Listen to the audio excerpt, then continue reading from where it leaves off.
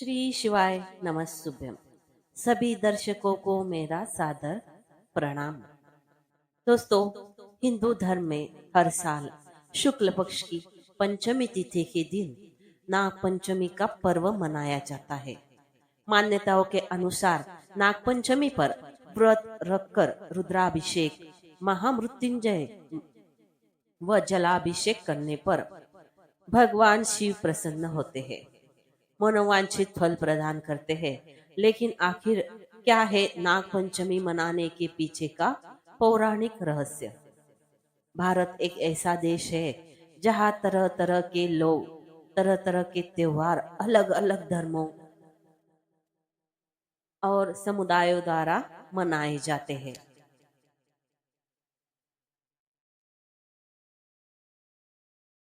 खास तौर से हिंदू धर्म में अनेक प्रकार के छोटे बड़े व्रत और त्योहार मनाए जाते हैं।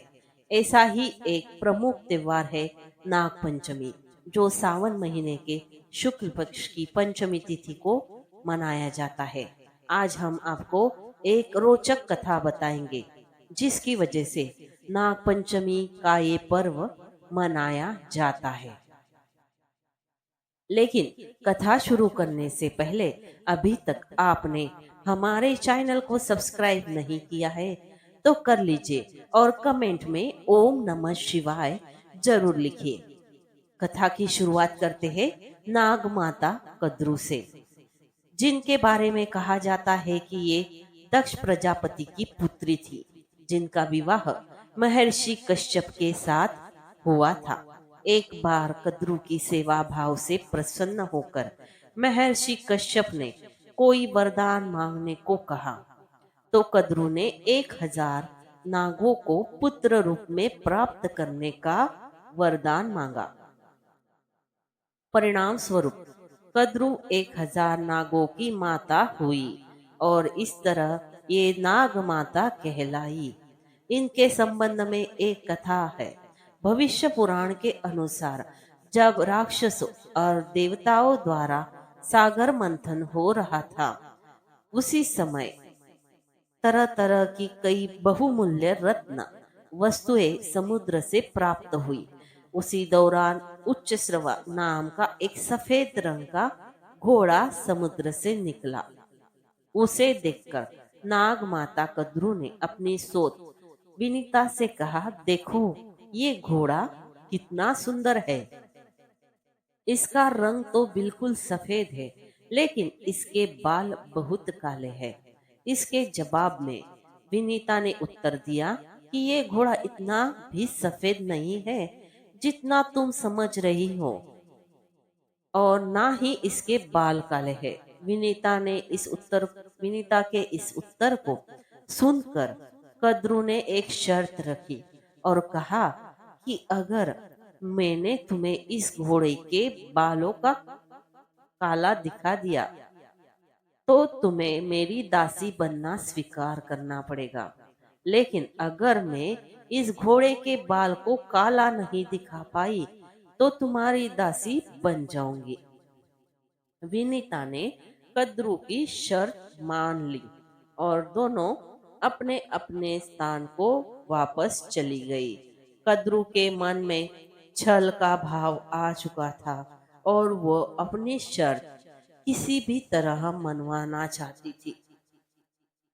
इसलिए उसके दिमाग में उपाय सूझा और उसने अपने नाग पुत्रों को बुलाया और अपनी शर्त के बारे में सारी बातें विस्तार से बताई और कहा, हे पुत्रों, तुम सब अपना रूप इतना छोटा कर लो और इस घोड़े के बालों में लिपट जाओ, ताकि ये बाल एकदम से काले दिखने लगे और मैं ये शर्त जीत जाऊं, जिससे मेरी सौत विनीता मेरी दासी बन जाए।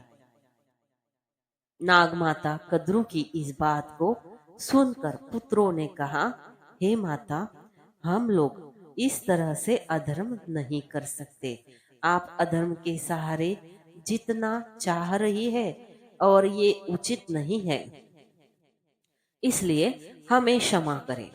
हम आपकी आज्ञा का पालन नहीं कर सकते।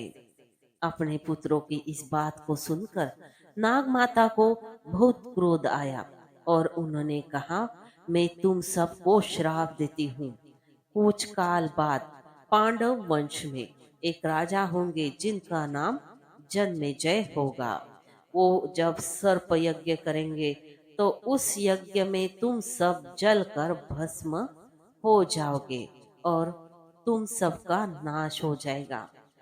ये सुनकर कद्रु के सारे पुत्र बहुत डर गए और तुरंत ही नाग वासुकी नाग को लेकर ब्रह्मा जी के पास पहुंचे और सारी घटना सुनाई। सारी घटना सुनने के बाद ब्रह्मा जी ने कहा, हे वासुकी, आप चिंता ना करें। कुछ समय बाद यायावर वंश में एक तपस्वी ब्राह्मण जगतकारु का जन्म होगा। उससे तुम अपनी बहन का विवाह कर देना। दोनों के संयोग से आस्तिक नाम का प्रतापी पुत्र जन्म लेगा, जो राजा जन्मेजय द्वारा किए गए सर्प यज्ञ को रोककर तुम सबकी रक्षा करेगा। ब्रह्मा जी के कहे अनुसार समय आने पर आस्तिक मुनि ने राजा जन्मेजय के सर्प यज्ञ को रोककर सभी नागों की रक्षा की। जिस दिन आस्तिक मुनि ने नागों की रक्षा की, वो दिन पंचमी का था और संयोगवश से ब्रह्मा जी ने जो वरदान नागों की रक्षा के लिए दिया था, वो भी पंचमी का ही था। इस वजह से पंचमी का दिन नागों को बहुत प्रिय है। इस दिन नागलोक में एक खास उत्सव मनाया जाता है। भविष्य पुराण में नागों पर दूध चढ़ाने के विषय में एक आध्यात्मिक कारण ये भी बताया गया है कि नाग पंचमी वाले दिन सर्पों को दूध चढ़ाने से सर्प भय नहीं रहता और जो भी व्यक्ति नाग पंचमी के दिन पूरे विधि विधान से सर्प और नागों की पूजा करता है, उसे नागलोक में स्थान मिलता है। सर्पों की शारीरिक संरचना के विषय में भविष्य पुराण में एक और रोचक तथ्य बताया गया है और वो ये है कि सर्पों की मृत्यु कुछ इस तरह से होती है, जैसे मोर से मनुष्य से, चकोर पक्षी से, बिल्ली से, सुअर से, बिच्छू से, गाय भैंस घोड़े आदि के पैर से दब जाने के कारण। अगर सर्प इन सब से जीवित बच गया, तब सर्प 120 साल तक जीवित रहता है। सर्प के जन्म लेने के 7 दिन बाद दांत उगते हैं और 21 दिन बाद इनमें विष आता है। विष के पैर होते हैं जो गाय के रोए की तरह बहुत ज्यादा छोटे होते हैं, जिन्हें हम साधारण आंखों से नहीं देख सकते।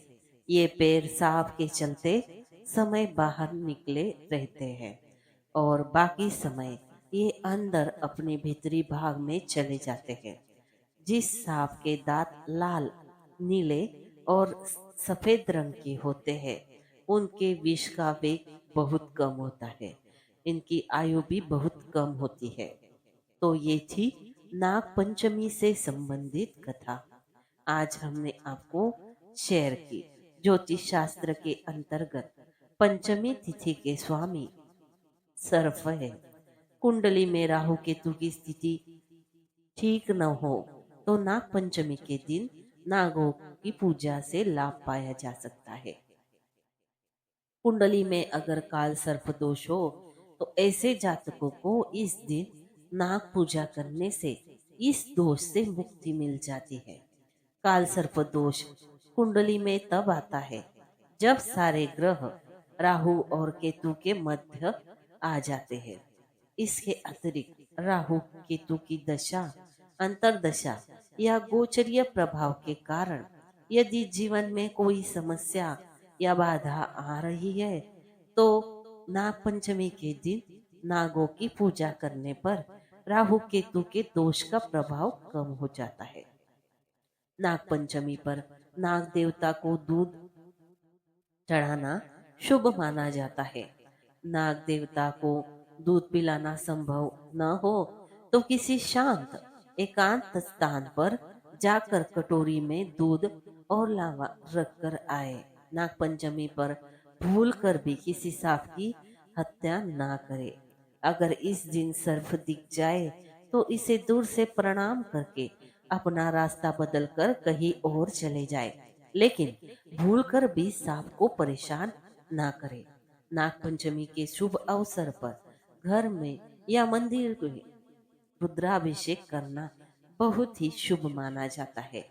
नागपंचमी के दिन भगवान शिव को नाग नागिन का जोड़ा चढ़ाने से भी शुभ फल प्राप्त होते हैं। तो दोस्तों, आपको आज की ये कथा अच्छी लगी हो तो हमारे चैनल को लाइक, शेयर और सब्सक्राइब करना ना भूलें। धन्यवाद। हर हर महादेव।